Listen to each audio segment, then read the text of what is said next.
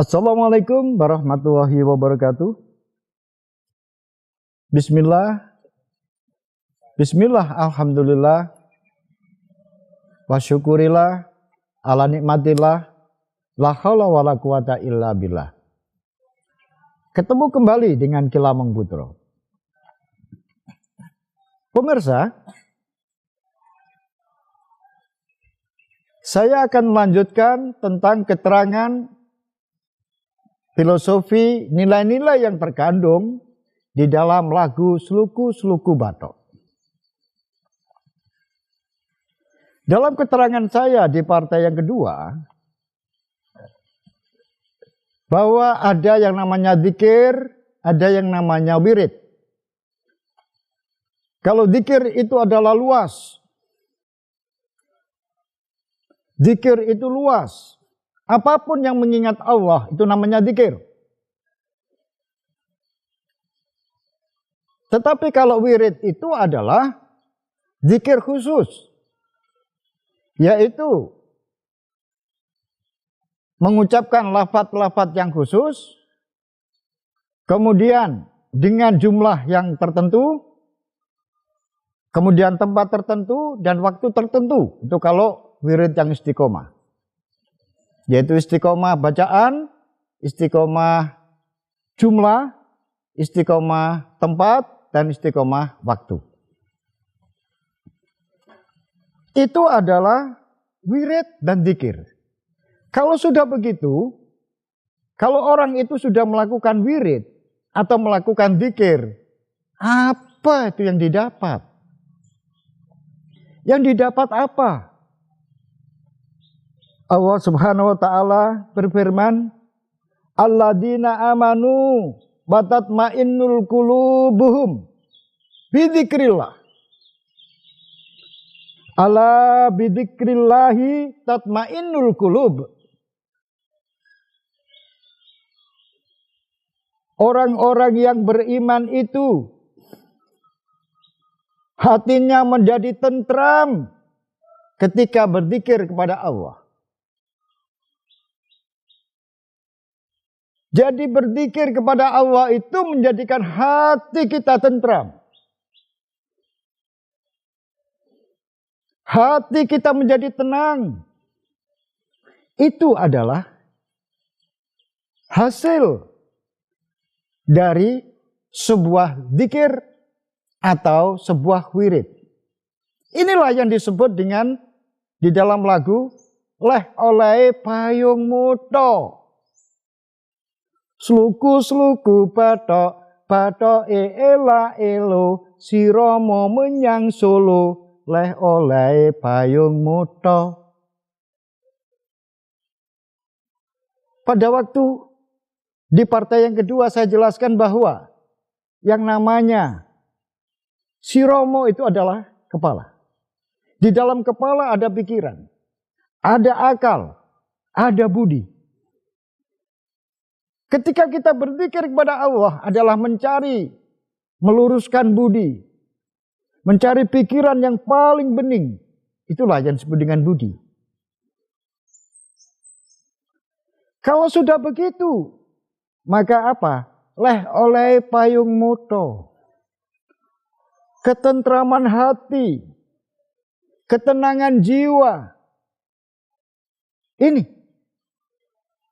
Bagaimana nanti mendapatkan ma'unah atau diberikan kanugrahan yang lain oleh Allah? Itu terserah Allah. Tetapi yang paling penting adalah hati kita tentram, hati kita tenang, pikiran kita tenang. Sedangkan Allah memberikan ma'unah kepada kita, memberikan warid kepada kita, memberikan ma'unah kepada kita. Sampai Allah mendudukkan kita sebagai makom yang punya karomah. Itu terserah Allah, jangan pernah dipikirkan itu. Karena itu haknya Allah. Kita harus menjalankan kewajiban saja. Kewajiban kita adalah berzikir kepada Allah. Sedangkan apa yang diberikan oleh Allah kepada kita, jangan pernah kita memikirkan itu. Karena Allah mengetahui kita tidak akan pernah mengetahui sebelumnya. Allah lah yang mendudukkan, bukan kita yang mendudukkan diri kita. Jangan pernah engkau minta kedudukan di hadapan Allah. Biarkan saja Allah yang memberikan kedudukan kepada kita. Ini. Jadi hati kita menjadi tenang. Hati kita menjadi sejuk.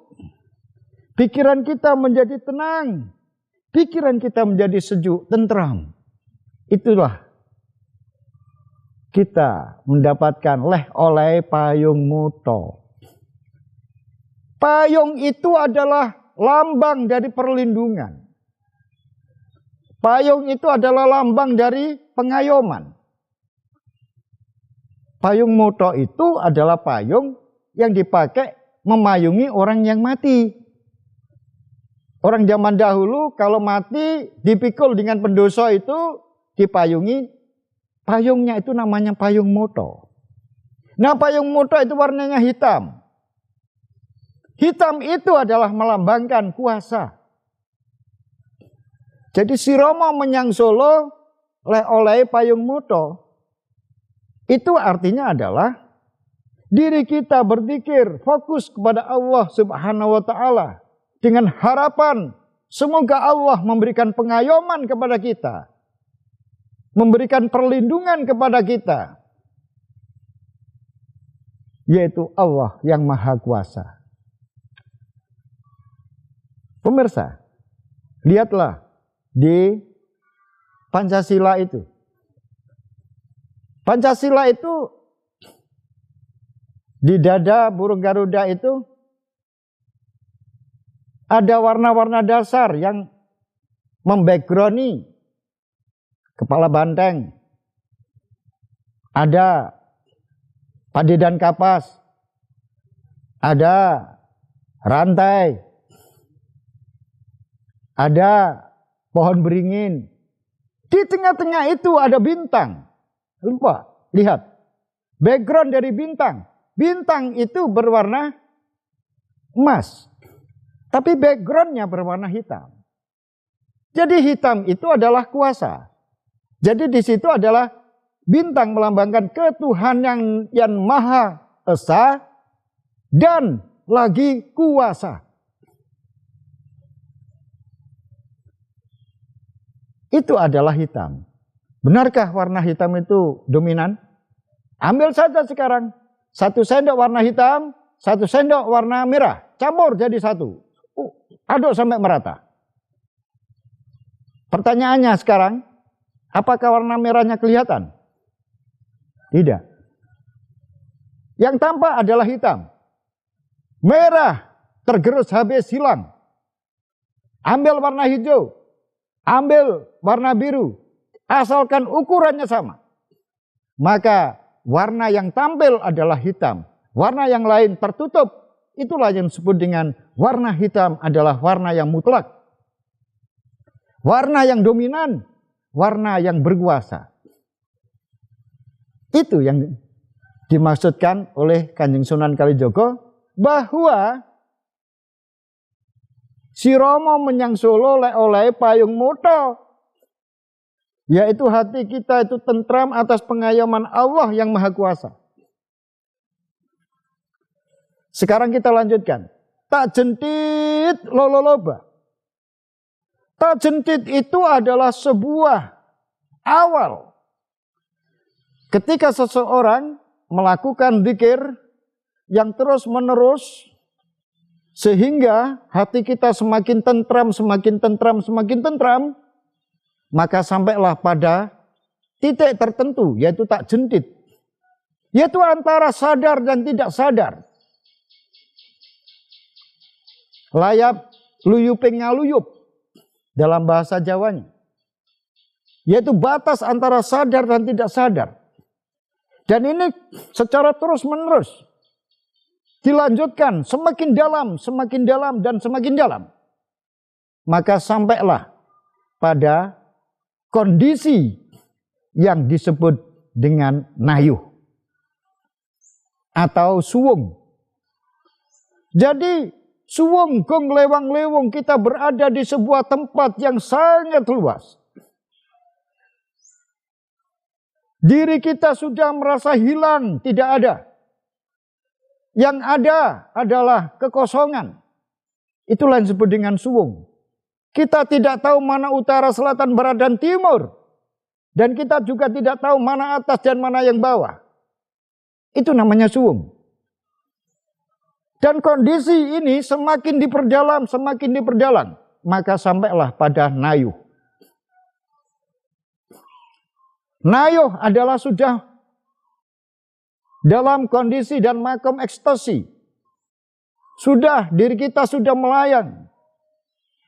Kita tidak tahu di mana. Dan kedudukan yang paling tinggi yaitu pada posisi tahalli. Tahalli di sini, maka diri kita sudah tidak merasakan apapun. Kita tidak punya rasa. Dijiwit gak kroso. Digigit nyamuk sudah tidak ada, tidak terasa sakit. Sentuhan angin tidak terasa. Ubun-ubun kita merasa dingin tidak ada. Kenapa? Kita sudah hilang. Itulah yang disebut dengan mati rasa, mati rogo. Makanya disebutkan oleh Kanjeng Sunan Kalijaga, tak jentit lolo loba, wong mati ora obah. Sudah dalam keadaan seperti orang mati. Seperti orang mati kita. Nah, kalau sudah begitu, maka kondisi kita ini sudah ada di pangkuan yang maha kuasa. Sudah ada bersama Dia yang maha kuasa. Sebuah tempat yang begitu kosong, yang begitu indah, tapi kita tidak bisa menggambarkan keindahan itu. Saking indahnya. Nah, kalau ada orang yang seperti ini kemudian disapa oleh orang, maka dia pasti akan mengatakan, tidak ada makhluk. Yang ada adalah Allah. Yang ada adalah Pangeran. Ini sudah posisinya adalah posisi tahalli. Ketika Sasiti Jenar ketika melakukan itu di gua, kemudian muridnya Sunan Giri datang, dia mengatakan, di sini tidak ada Siti Jenar, yang ada adalah Pangeran. Al-Halat juga pernah begitu. Ibnu Arabi juga pernah begitu. Tetapi terkadang kita salah menafsirkan bahwa mereka sudah keluar dari, dikatakan dia sudah murtad, dia sudah dikatakan keluar dari agama Islam dan sebagainya. Janganlah seperti itu. Semuanya itu adalah hati kita. Baiklah. Yang terakhir adalah wong mati ora obah, yen obah medeni bocah. Yen obah medeni bocah artinya, jika kamu tidak bisa berzikir seperti itu, berarti makom Anda belum sampai di situ. Anda belum dimakomkan sebagai makom tajrid. Makom Anda adalah makom asbab. Yaitu carilah saja kamu itu uang. Jangan mencari yang seperti ini. Karena ini hanya dimiliki oleh orang khusus. Yaitu orang-orang tajrid dan orang-orang yang sudah ingin menjauhi dunia. Oleh sebab itu, pemirsa dimanapun Anda berada, inilah lagu Sluku-Sluku Bathok yang pernah diciptakan oleh Kanjeng Sunan Kalijaga yang begitu dalam maknanya. Sluku-sluku bathok, bathoke elailo, siromo menyang Solo, oleh-oleh payung moto. Tak jentit lolo loba, wong mati ora obah, yen obah medeni bocah.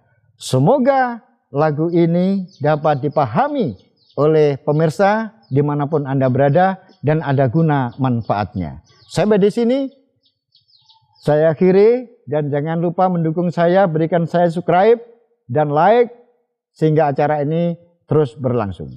Sampai di sini akhirul kalam, billahi taufiq wal hidayah, waridha wal inayah. Wassalamualaikum warahmatullahi wabarakatuh. Semoga Allah mengampuni kita semuanya. Amin amin ya rabbal alamin. You keren.